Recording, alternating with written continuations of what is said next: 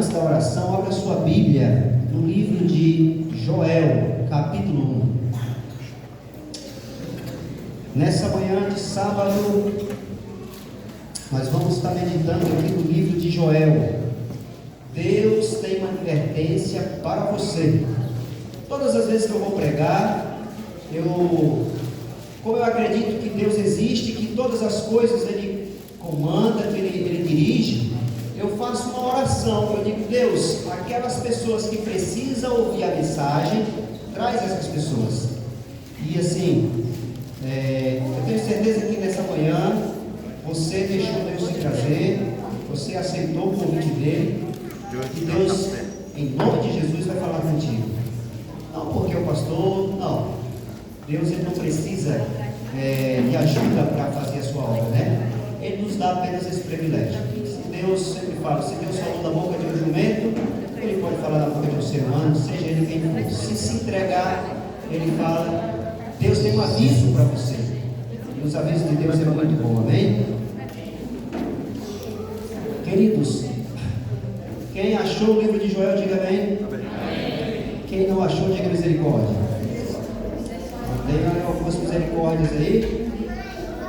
Fica entre Gênesis e Apocalipse.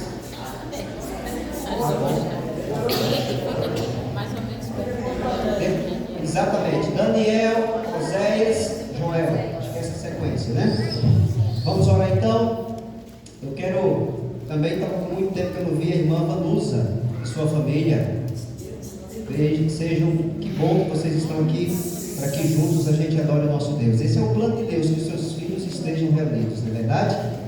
Vamos orar então. Pai querido, em nome de Jesus, ó Pai, a poder.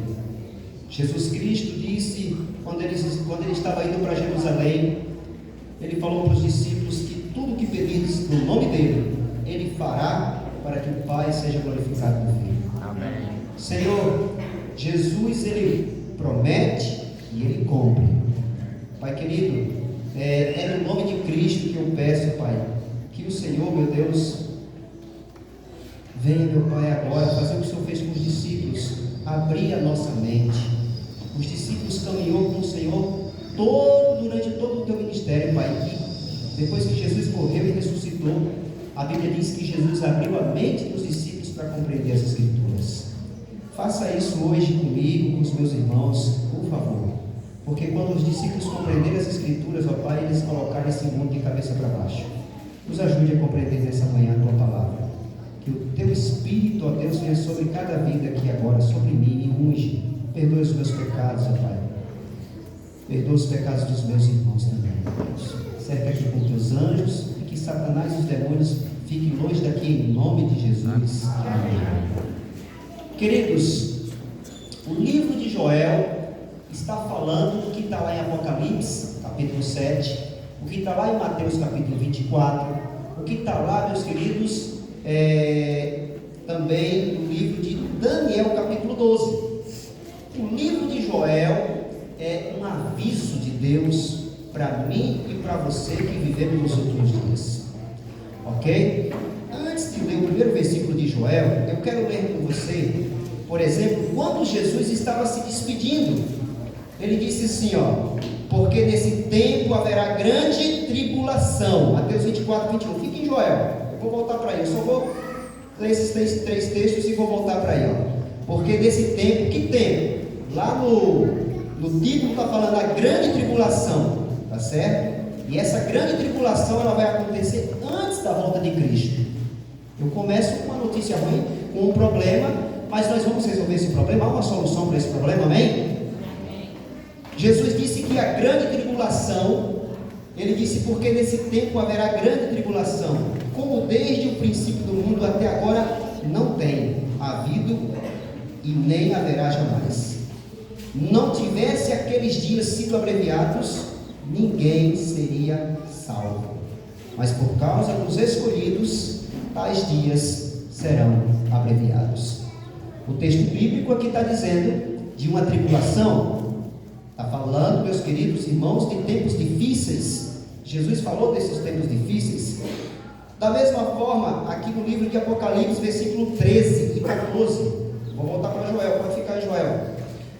Apocalipse capítulo 13, a Bíblia diz assim, ó, um dos anciãos tomou a palavra dizendo: estes que se vestem de vestiduras brancas, quem são e de onde vieram? Tem 24 anciãos lá no céu, vocês sabem dessa cena, estão estudando Apocalipse, e um deles pergunta para João: quem é essa multidão que está vindo aí? De onde vieram? Amém? É nós entrando no céu, olha que bênção. Aí o versículo 14 disse assim, ó, respondeu-lhe: meu Senhor, tu sabes. Ele então me disse: são estes os que vêm da grande tribulação, lavaram as suas vestiduras e alvejarem o sangue do Cordeiro. Amém? Aqui é visto por João uma grande multidão que veio de uma grande tribulação, e ele vê as pessoas entrando no céu. Fala aí com o seu amigo aí do lado aí, ó. Ele me viu, fala aí, fala. João me viu. Fala, varão, você vai para o céu, irmão? Quem fica aqui vai queimar, você não quer queimar. Ele só não colocou teu nome ali para você não se achar, entendeu? Então, meus irmãos, a gente viu dois textos, mas quando a gente vai lá em Daniel 12, não precisa ir, vai dizer a mesma coisa. Daniel capítulo 12, ele diz assim, olha só, queridos, aqui capítulo 12 de Daniel é espetacular, porque Daniel, o último versículo, Deus diz: Daniel, tu vai morrer, meu filho, ó, mas eu vou te ressuscitar e levar para o céu. Daniel morreu com essa certeza, você também, porque Cristo carregou os pecados de Daniel e o seu, amém? E o meu e de todo mundo que quer ele. Disse assim a palavra de Deus: nesse tempo, Daniel 12, verso 1, nesse tempo se levantará Miguel, o grande príncipe, o defensor dos filhos do teu povo, amém? Você tem um defensor, é Jesus. E haverá tempo de angústia, como nunca houve desde que houve nação, até aquele tempo. Mas naquele tempo será salvo o teu povo. Vai ter tribulação, pastor? Vai. Só que a Bíblia disse: será salvo o teu povo. Quem é povo de Deus aqui? Deixa eu ver. Pois você pode ficar tranquilo, irmão. Na tribulação você vai aguentar, amém? Quem é esse povo? Todo aquele que for achado escrito no livro. Pergunta: o seu nome está escrito no livro da vida? Amém. Louvado seja Deus, então. Agora eu volto para Daniel, para o nosso irmão Joel, porque Joel aqui está contando dessa tribulação, ok? O livro de Joel, o capítulo 1, o centro da mensagem é a volta de Jesus, o dia do Senhor. Só que antes da volta do Senhor, Joel descreve momentos difíceis na história humana. O capítulo 1, o centro da mensagem é o dia do Senhor, a volta de Cristo, ok? O capítulo 2 também, o centro da mensagem é o dia do Senhor, a volta de Cristo. Joel está dizendo que antes da volta de Cristo existe um momento difícil, muito difícil, e ele vai nos orientar como a gente chegar salvo lá no final, amém? É a mensagem de hoje. Hoje nós vamos ver quem é que vai suportar essa grande tribulação. No capítulo 1, por exemplo, no verso 1, disse palavra do Senhor. Não é palavra de pastor. O verso 2 disse: ouvi isto, vós velhos, e escutai todos os habitantes da terra. O verso 3 disse: narrai isto aos vossos filhos, e vossos filhos os façam aos seus filhos, e os filhos deste a outra geração. É palavra do Senhor para você e para mim, amém? Deus vai dizer o que aqui, pastor? No versículo 4, ele vai falar de 4 grupos de gafanhotos que devora, que destrói, porque ele está falando de uma linguagem agrícola. Aqui você não vive da agricultura, não é verdade? Mas a senhora, vocês têm um emprego. Ele está falando de uma crise financeira, ok? E a gente sabe que isso já está afetando os nossos irmãos em todo o planeta Terra, essa crise financeira. Ele está usando uma linguagem conhecida da época para os nossos dias, que a gente vê lá em Apocalipse, em Mateus, em Daniel falando. Queridos, vai vir uma situação difícil, E Joel vai falar no versículo 4 de 4 grupos de gafanhoto que devora tudo. Imagine a terra sem nenhuma árvore verde, tudo destruído. Ele disse que o que o gafanhoto deixou, veio o que? O fogo e queimou. O que o fogo deixou, veio a seca. Que loucura, hein, gente? Não é literal. Eu não posso te dizer exatamente como que vai acontecer, mas o que eu posso te dizer é que está vindo um tempo aí à frente, que é uma crise financeira, onde vai faltar comida, onde vai ter fome sobre a terra, ok? Sim, literalmente da palavra, do alimento físico, e da palavra de Deus, a Bíblia diz também. Queridos, Deus prometeu cuidar do seu povo nesse período. Se a gente fosse ler o capítulo 1, eu não vou ler, você vai ver que até os animais estão sofrendo, queridos irmãos. Versículo 18 diz: como geme o gado, as manadas de bois estão sobremodo inquietas, verso 18 do capítulo 1, porque não tem pasto, não tinha comida nem para os animais. O título do sermão dessa manhã é Esperança em meio à crise ou à tribulação. Há esperança em meio a essa tribulação, e também há esperança em meio a essa crise que você está vivendo, seja ela financeira, seja ela espiritual, seja no seu casamento. Há esperança, e daqui a pouco eu vou trazer a resposta. Qual é a esperança? Diante desse caos, diante dessa dificuldade que a Bíblia apresenta, Deus faz um chamado para o seu povo. No versículo 14 ele disse o que é que nós temos que fazer. Vamos ler? Promulgai o santo jejum, convocai uma assembleia solene, congregai os anciãos, todos os moradores da terra, para a casa do Senhor vosso Deus, e clamai ao Senhor, e clamai ao Senhor. Queridos irmãos, o profeta, ele descreve uma situação difícil. Hoje, se eu fizesse aqui um convite, gente, vamos ficar hoje e amanhã sem comer, vamos nos encontrar lá no tanque de Betesda. Vocês sabem onde é o tanque de Betesda? Como assim, gente? É lá do distrito do Pastor Gera, lá do Spa. Vou chamar todo o distrito para ir jejuar, por quê? Porque Deus está falando. Talvez um número pequeno fosse, a maioria não iria, mas quando chegar esses dias aqui, irmãos, as pessoas vão. Imagine seu filho pedindo comida e você não tem comida para dar. Você sabe que isso aconteceu já na história. Imagine, meus queridos irmãos, essa situação de crise. Deus falou, nos orientou que a gente tem que fazer o quê? Um santo jejum, convocar uma assembleia, congregar os anciãos e todos os moradores da terra para a casa do Senhor nosso Deus, e clamai ao Senhor. Irmãos, orar é uma coisa, e vocês vão me entender. Eu vou dar um exemplo. Se eu pedir alguém aqui para vir aqui à frente para orar, ele vai dizer: Senhor, o pastor pediu para orar agora pelo sermão, para que a gente tenha entendimento.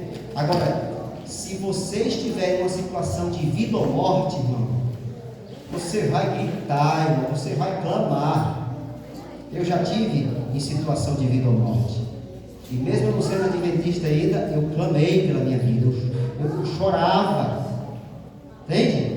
Deus, diante dessa situação, está dizendo: clamai ao Senhor. Essa situação que está vindo aí à frente, vocês estudaram hoje na escola sabatina. E aí no verso 15 ele disse: ah, que dia, porque o dia do Senhor está perto, e vem com a assolação do Todo-Poderoso. O dia do Senhor aqui seria a volta de Cristo, irmão. O dia do Senhor, o capítulo 2 vai continuar agora trazendo mais informações do dia do Senhor. E quando nós chegamos no versículo 1 do capítulo 2, vai dizer assim: tocai trombeta em Sião, dai voz de rebate no meu santo monte. O que é essa voz? Soar alarme. Queridos, tocar trombeta, na Bíblia tem vários tipos de trombetas, e ali a Bíblia diz que cada toque de trombeta tinha um significado. A Bíblia diz que as cidades eram muradas e tinham os atalaias que ficavam em cima cima dos muros de Jerusalém ou das cidades daquela época. E quando vinha, o exército inimigo, existia uma trombeta específica que, quando era tocada, as pessoas que estavam dentro do muro, que não via, elas entendiam que era o inimigo invasor. Pastor, o que é que eu tenho a ver com isso? Irmão, irmã, o exército inimigo está se aproximando a passos largos. Os Estados Unidos, a Igreja Católica, o protestantismo apóstata, eles estão se reunindo para fazer um decreto, onde você, para ser fiel a Deus, talvez tenha que entregar o seu filho para ser morto, onde talvez você tenha que entregar a sua filha, onde você vai ter que entregar o seu emprego, sabe aquele emprego de 10 mil, amém? Porque Deus vai colocar o selo dele sobre os filhos dele, mas Satanás também vai colocar o seu selo sobre os seus filhos. É isso que ele está falando, nessa linguagem dele aqui de gafanhotos. É isso que ele está querendo avisar para mim e para você. Deus não faz nada sem avisar os seus filhos. Eva, não coma, se comer dá problema. Adão vai te trair. Adão vai deixar a cueca suja lá em cima da cama. Deus avisa, ele não faz nada sem avisar. Esse momento que está vindo, ele está avisando através da escola sabatina e hoje nesse sermão para você. Deus está dizendo, meu querido, Fábio, vá lá no meu povo. Aqui o povo representado por Sião, igreja de Morada da Serra, fale para eles que vai ter momentos difíceis, mas pode falar para eles que eu estou cuidando deles. Amém? Amém. Queridos, tocai trombeta em Sião, soe o alarme das vozes de rebate no Monte Santo, perturbem-se todos os moradores da terra, porque o dia do Senhor vem e já está próximo. É um dia tranquilo, dia de escuridade e densas trevas, dia de nuvens e negridão. Isso aqui representa juízo. Toda vez na Bíblia que aparece essa expressão aqui de escuridade, de negridão, é um juízo, é um julgamento de Deus.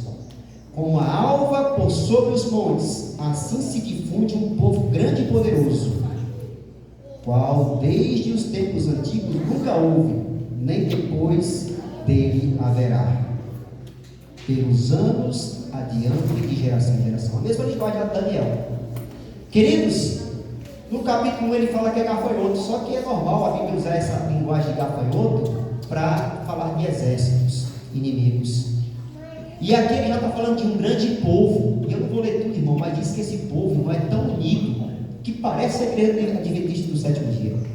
Disse que eles estão em fileiras, eles não se batem, eles trabalham de forma unida, harmoniosa. O texto vai falando. E diz o texto bíblico que não tem como fugir desse povo. E o mais grave é que diz que Deus é que está conduzindo esse exército inimigo contra o seu povo. Por quê? Daqui a pouco nós vamos ver por quê. Queridos, diante de tudo isso que eu falei para vocês, eu quero ler um versículo agora, o versículo 11. Diante dessa situação difícil, a Bíblia faz uma pergunta. O Senhor levanta a voz. Joel 2:1. 11. O Senhor levanta a voz diante do seu exército. Olha, Deus é claro. Porque muitíssimo grande é o seu arraial, porque é poderoso quem executa as suas ordens. Sim, grande é o dia do Senhor e muito terrível.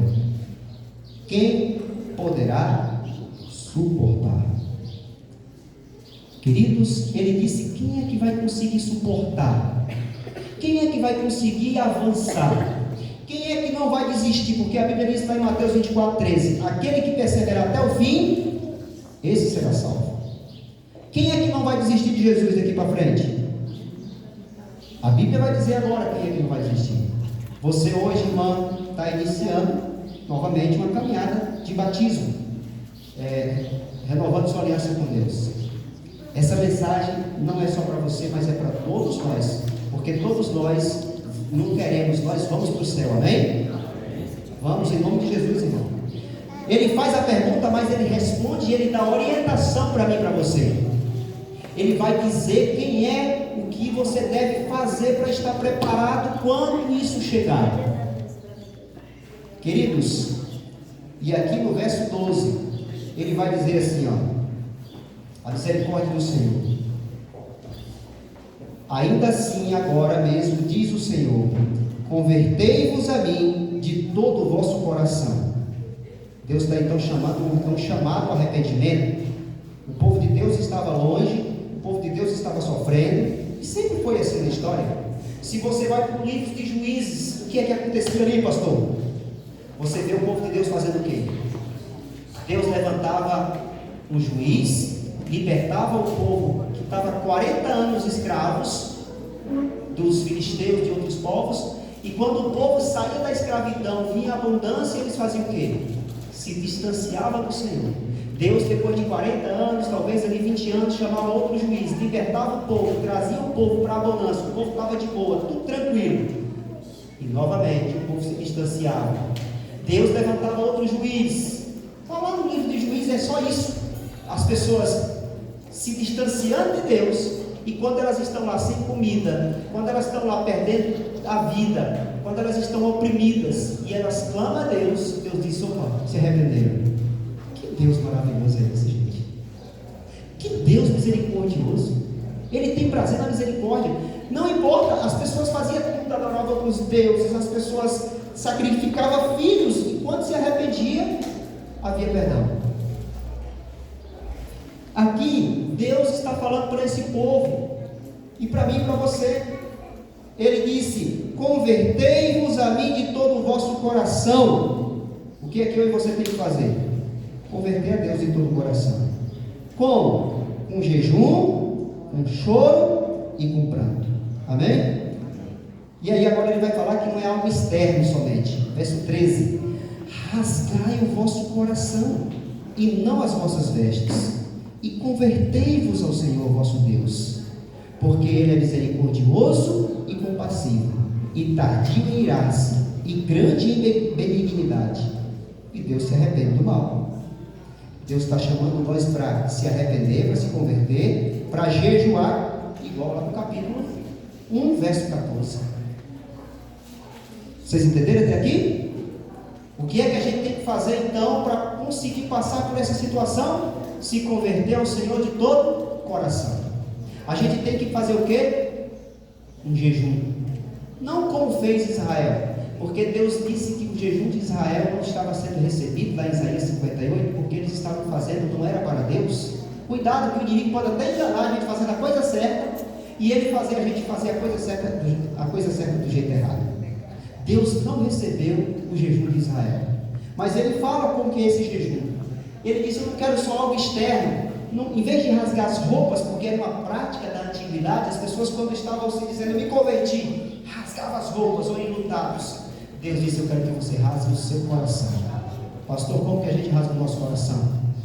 Se você for no Salmo 51, você vê um homem ali rasgando o coração. Davi matou o homem, Davi pegou a mulher do homem, e Davi, meus irmãos, quando ele viu que o Espírito Santo estava saindo do seu corpo, como saiu de Saul, e ele tinha visto Saul totalmente ali possesso, várias vezes ele presenciou o demônio entrando no corpo de Saul, ele começa a confessar os seus pecados, e no hebraico você vai vendo cada palavra que ele vai usando, são palavras diferentes para pecado.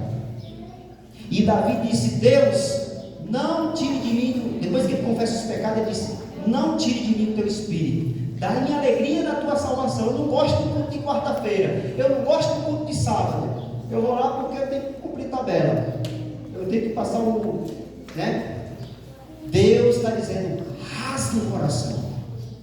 Lá em Isaías ele vai dizer: vinde arrazoemos. O que é isso? É o que o publicano fez. O publicano, ele disse: olha Deus, eu não presto, não olho nem para cima. E esse é eu e você.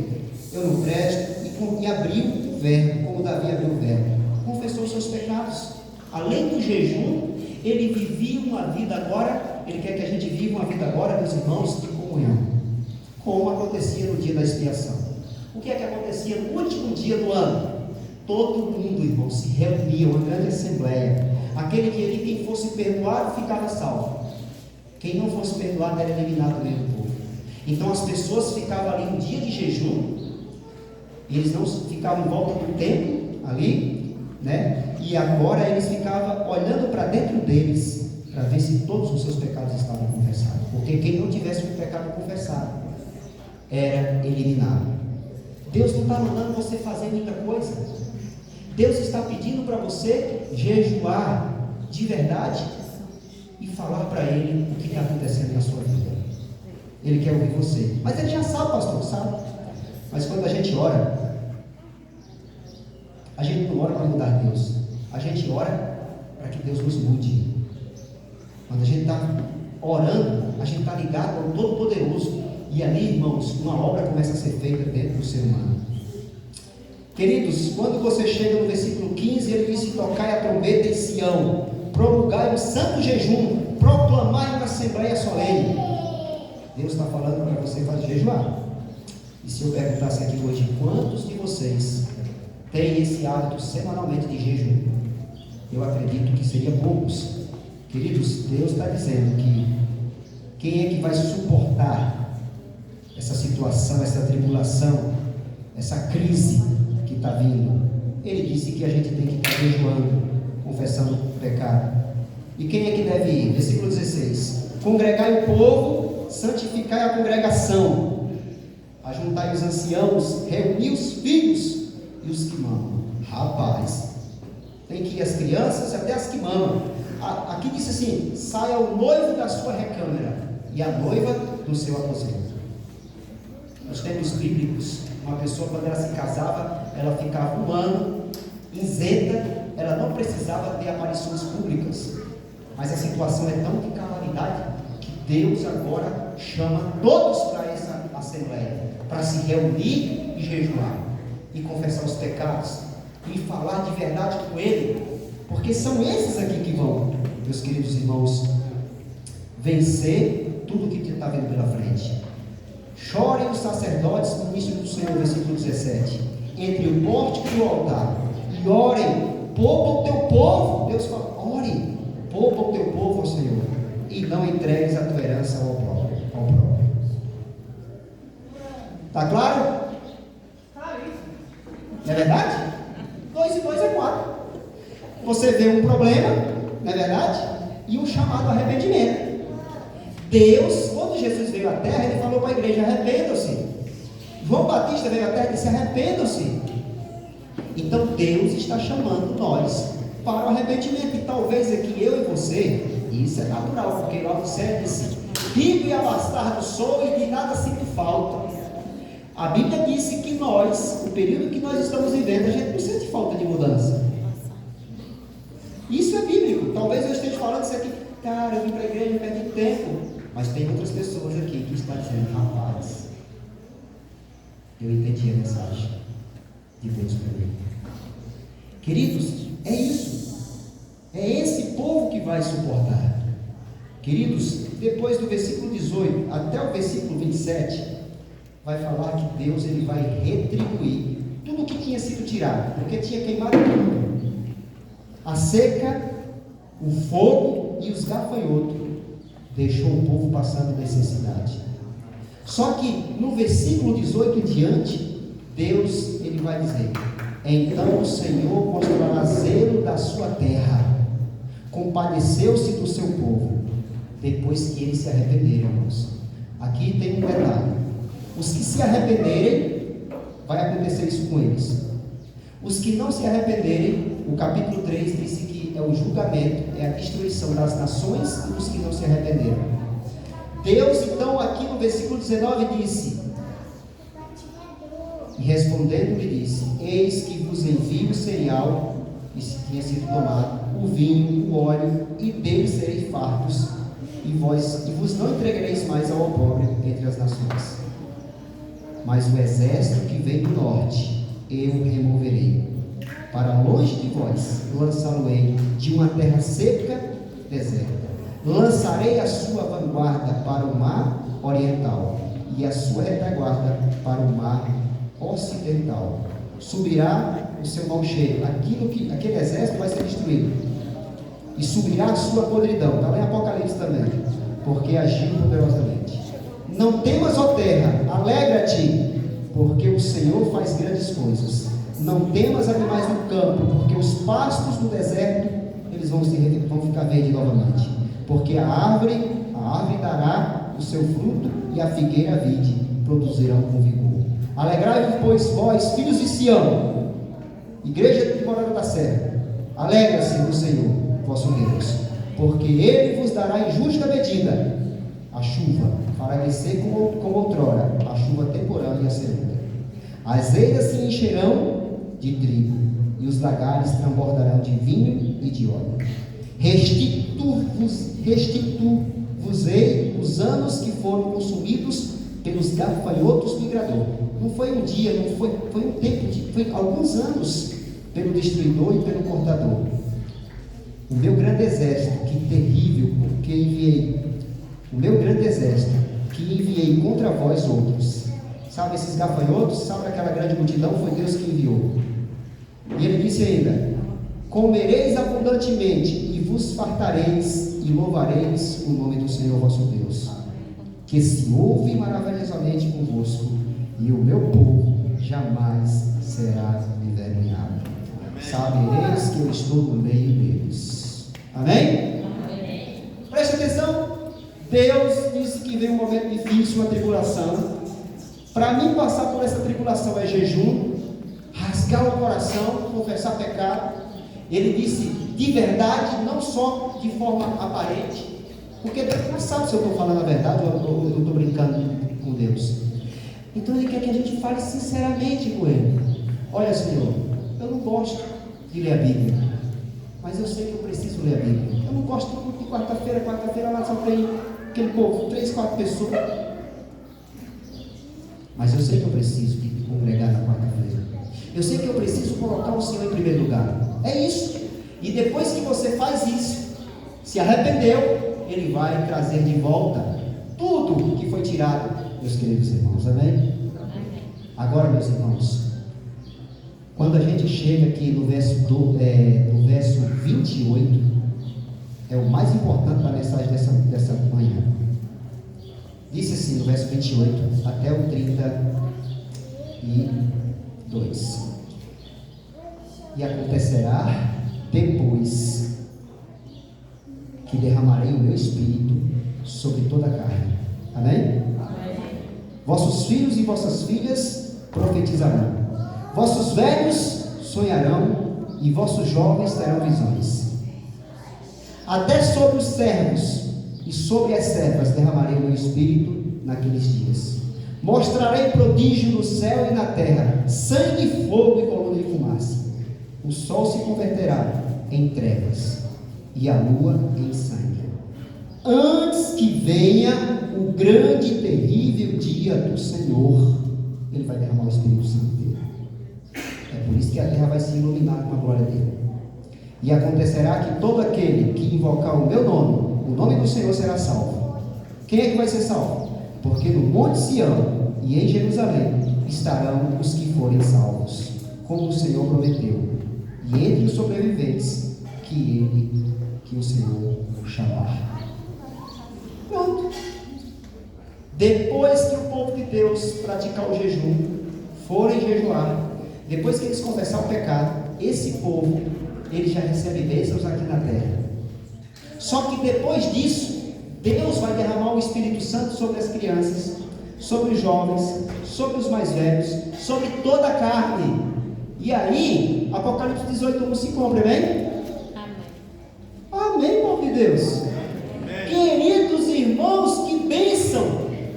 A Bíblia deixa claro, meus queridos irmãos, lá em Apocalipse capítulo 6, versículo 17, essa mesma pergunta: quem vai suportar? O sexto selo já foi aberto, irmãos. A história humana ela foi dividida em 7 pedaços. Quando você olha as 7 igrejas, quando você olha os 7 selos, as 7 igrejas já passou 6, nós estamos vivendo o 7º período da igreja, que é lá o céu. Os 6 selos, o sexto já está aberto. Quando lá no capítulo 8, verso 1, se abrir o 7º selo, é a volta de Cristo, irmão. O céu vai ficar em silêncio por meia hora. porque todos os anjos descem com Jesus. Nós estamos vivendo o período do sétimo selo, e lá vai descrever o que vai acontecer. Terremoto, 1755,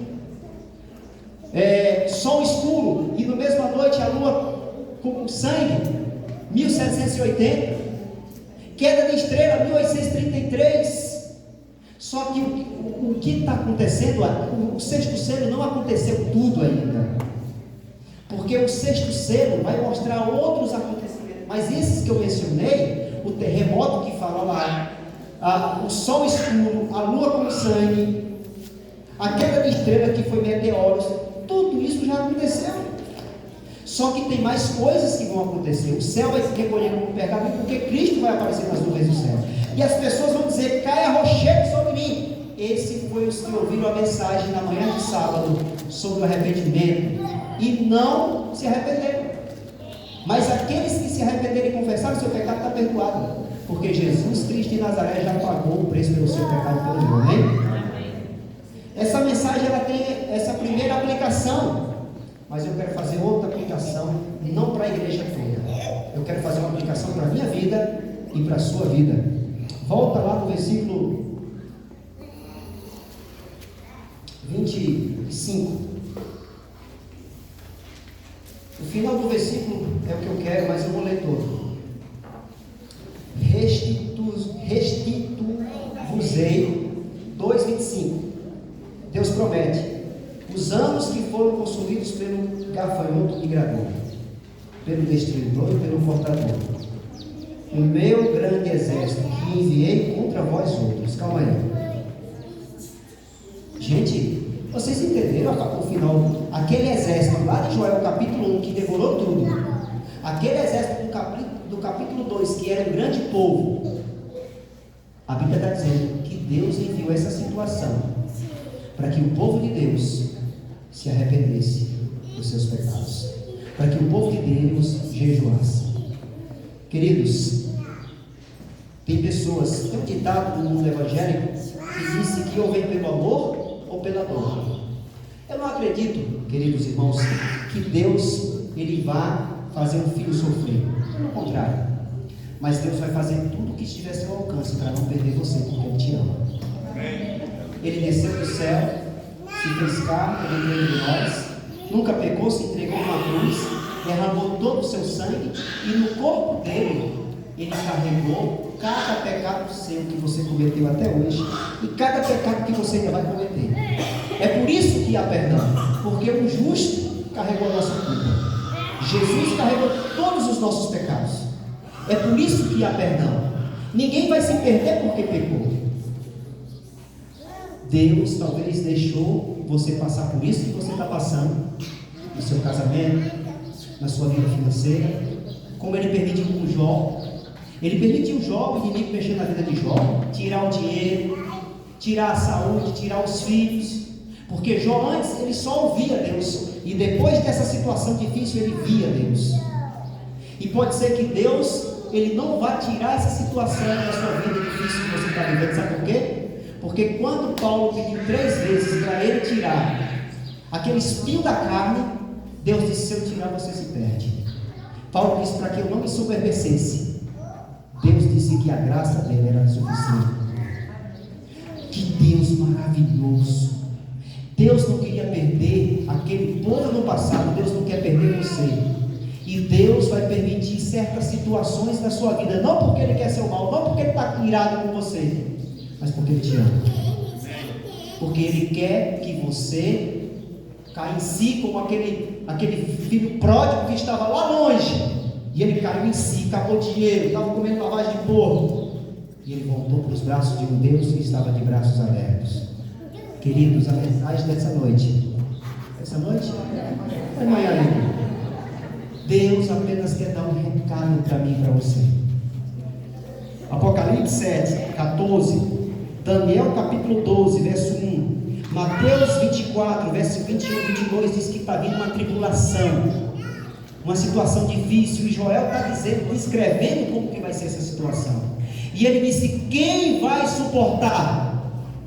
Ele disse que aqueles que estão no jejum. Aqueles que estão rasgando o coração para Deus, confessando pecado. Aqueles que adoram a Deus em espírito e em verdade. Não é aqueles que têm um culto de manhã e passam o dia sem a conexão com Deus, não. É aqueles que estão aqui, mas com os olhos do céu, que não corta a sua ligação com Deus. Não há condenação para quem está em Cristo Jesus. Mas quem se desliga de Cristo por causa dessa correria louca desse mundo, na hora que desliga está perdido. Por quê? Sem Cristo você já está condenado, e eu também. Cristo quer isso aqui comigo e com você, meu irmão. Ele quer deitar com você, dá licença, posso pegar a sua mão, e andar com você todos os momentos. Eu tenho falado tanto isso, e a gente pensa que Deus quer que a gente vença pecado. Você só vence pecado, irmão, unido com Cristo. Porque a Bíblia diz: tudo posso aquele que me fortalece. Então, quando a gente corta a nossa comunhão com Deus, nós já estamos condenados. A mensagem de Deus é: vamos juntar a igreja, no pequeno ou maior, e vamos jejuar, vamos falar a verdade para Ele. Foi isso que os discípulos fizeram. Os discípulos fizeram exatamente isso. Os discípulos se reuniram, e a serva do Senhor disse que eles não foram ali para ficar 10 dias. Eles foram ali para ficar o tempo que precisasse. E eles começaram a meditar no que Cristo fez por eles. E quanto mais eles pensavam que Cristo, sem culpa, carregou a sua culpa, salvou eles, eles começaram a acabar a divisão entre eles. Eles começaram a confessar os pecados deles. E depois o Espírito Santo veio sobre eles. Presta atenção, meus irmãos. Das 10 virgens, 5 vai subir, porque tem azeite. E o azeite é o Espírito Santo. Joel disse que depois de jejum, depois de rasgar o coração, Deus vai colocar o seu Espírito, a chuva serôdia, sobre os filhos dele. E agora nós estamos selados, porque o selo de Deus, eu sei que Isaías 8,16 diz para selar a lei no coração dos seus discípulos, eu sei disso. Mas a lei sem o Espírito Santo, irmão, se torna, sabe o quê? Não vale nada. Porque é o Espírito Santo que vai te dar um novo coração, uma nova mente. É o Espírito Santo que vai mortificar a sua carne. É o Espírito Santo que vai ressuscitar. Então preste atenção, para você receber o Espírito. Você já tem o Espírito? Tem. Vocês têm o Espírito? Tem. Só que a porção que você tem é a porção das 5 virgens imprudentes. Se você não receber essa porção da chuva serôdia, você vai queimar e não vai para o céu. E para receber essa porção, não recebe de qualquer jeito. Tem que confessar pecado, tem que jejuar. Para quê? Para que a nossa mente, irmãos, ela, até da parte física, quando a gente jejua, tem benefícios. Olha para a Bíblia, Daniel jejuou, recebeu a recompensa. Olha para Nínive, jejuou, recebeu a recompensa. Jesus jejuou. E por que eu e você não estamos jejuando? Talvez porque a gente não sabia. Meu povo perece por falta de conhecimento. E eu quero terminar o sermão dessa manhã fazendo um apelo hoje. 2 apelos. O primeiro apelo é para você começar a jejuar a partir de sexta-feira. Eu já estou, e as igrejas que eu passei, já fiz esse apelo. Você não é obrigado a jejuar, mas Deus está te convidando a você a jejuar e a confessar seus pecados. Havia o culto de quarta-feira, cuidado. Havia o culto de domingo, de sábado. Esteja na presença de Deus, que esses momentos agora é os mais difíceis, e só vai ficando mais difícil. É mais seguro você estar na presença de Deus. Se você que entendeu a mensagem e quer a partir de hoje, toda semana, começar o jejum, não importa se você vai jejuar 1 hora, porque tem pessoas que não podem jejuar 10 minutos, não sei, porque tem gente que tem problemas de saúde. O importante é você, meus irmãos, dar para Deus o que você tem. Você que quer, a partir de hoje, começar a fazer o que está na Bíblia, jejuar, você vai se levantar onde você está, e nós vamos orar daqui a pouco. O segundo convite é, eu e o pastor Germa, amanhã a gente vai decidir um dia que nós vamos reunir, onde de sexta-feira até sábado, eu e o pastor Germa, e vamos estar em jejum, de sexta para sábado, e vamos reunir todo o distrito no sábado da tarde. para nós fazermos o que está escrito aqui, uma grande assembleia. Enquanto isso, eu estou pregando nas igrejas e convidando as pessoas para começar a praticar agora.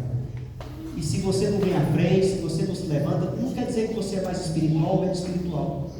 Mas hoje, diante do céu, eu gostaria que aqueles que vão jejuar, você vai falar para Deus, não é para o pastor. Você vai fazer um compromisso com Deus. Não faça compromisso se você não vai cumprir. Deus, Ele só quer que você faça, meus queridos, Ele não pede para você fazer compromisso. Mas como pastor dessa igreja, para mim não ver se perdendo, como está escrito, multidões, eu trago para vocês hoje uma mensagem. Que Deus disse que quem vai passar por essa tribulação é as pessoas que estão confessando pecado, jejuando, fazendo o que está escrito aqui na Bíblia. Quem é o primeiro que vai começar a jejuar a partir dessa semana, a partir de sexta-feira? No distrito tem igrejas que estão jejuando já alguns meses, porque eu já passei no distrito. E nessa igreja eu gostaria de saber quem é que também vai começar a fazer o que está escrito na Bíblia. Se você vai participar desse jejum, como Deus orientou, eu gostaria que você ficasse de pé para a gente terminar, pedindo força a Deus, pedindo poder a Deus. Eu lembro de mulheres, uma irmã que ligava do lado do Pará, dizia: pastor, ora comigo porque eu não estou tendo força para jejuar.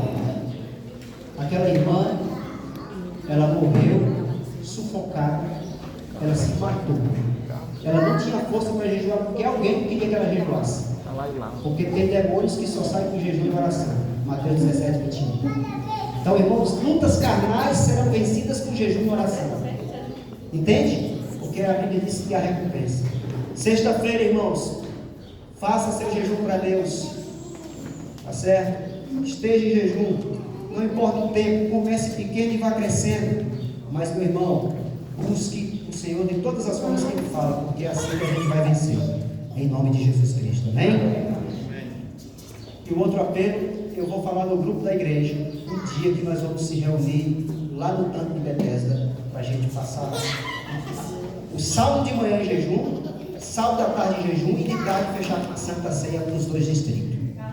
Vai ser fogo, irmãos. Na Bíblia Deus não pede para você fazer nada além do que Ele pede. A gente perde muito tempo fazendo coisas que Deus não mandou.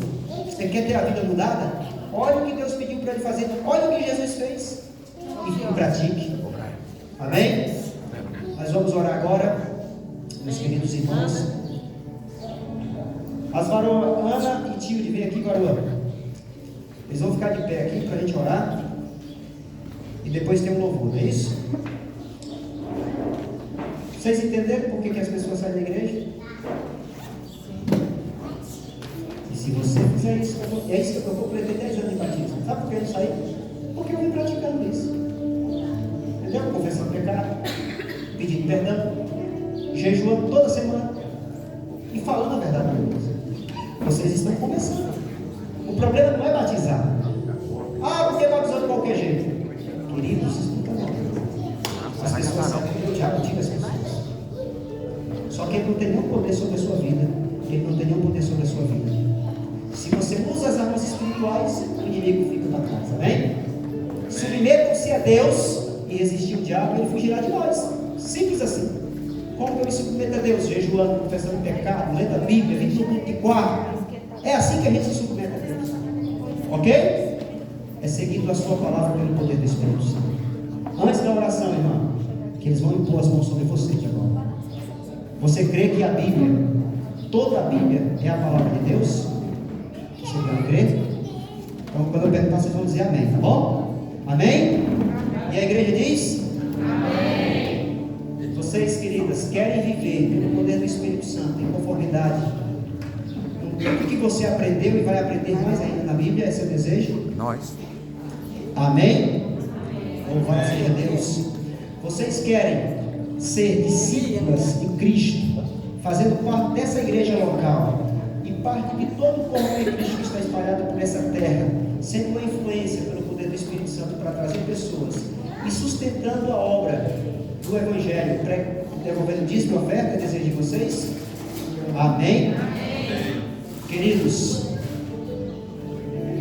quantos recebem essas duas varoas de Deus como membro, família de Cristo Cristo, levante sua mão direita. Amém. Que vai impor as mãos sobre você. Nós vamos se ajoelhar agora e vamos orar.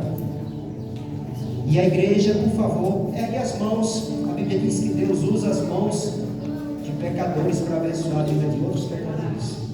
Pai querido, aqui está, Pai, um grupo dos teus filhos, ó Deus, de pé, dizendo que vão seguir o conselho bíblico, vão jejuar, ó Deus, vão confessar pecado. Talvez não seja pecado de adultério, nem de matar, nem de roubar, nem de trabalhar no sábado. Talvez seja só o pecado de não cumprir a missão que Deus deu para a igreja. Talvez seja o pecado de não sair de casa para reconciliar o mundo com Deus. Esse pecado, Pai, talvez seja o maior pecado que atalha sobre a terra. Todo mundo com casas aplanadas, com casas confortáveis, sai daqui e vai para casa dormir, meu Deus, onde tem pessoas morrendo, perdendo a salvação. Talvez também tenha pessoas que têm que confessar adultério, pornografia e tudo mais. Não importa, a Bíblia diz que o sangue de Jesus nos limpa de todo o pecado. Ó Deus, aonde abundou o pecado, superabundou a graça. Ninguém vai se perder porque pecou. Quem se perder é porque não confessou seu pecado. É porque pecou deliberadamente e não sentiu necessidade mais de confessar. A Bíblia diz que, se possível for, Satanás enganaria até os escolhidos. O problema do pecado é porque ele faz a gente se distanciar de Deus e não ouvir a voz do Espírito. E se a gente não é convencido, a gente não confessa. Eu luto para não pecar com Deus, com o Espírito Santo. Não é porque não tem perdão, é porque o pecado, ele é um perigo. O ato pecaminoso é destrutivo. Deus odeia o pecado porque nos separa de Deus. E muitas pessoas não conseguem nem orar porque dizem: Deus não vai ouvir porque eu sou pecador. E Deus está lá no céu: meu filho, confesse seu pecado. E ele não está ouvindo, mas Deus está dizendo: confesse, eu perdoo.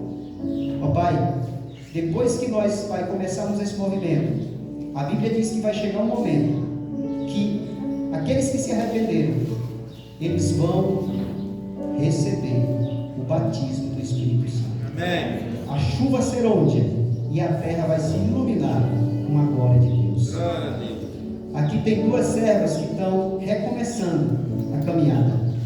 Elas estão fazendo uma aliança com Deus. E nós, como igreja, erguemos nossas mãos sobre ela agora, para que o Senhor, Pai, faça a obra que precisa ser feita para abençoar a vida delas.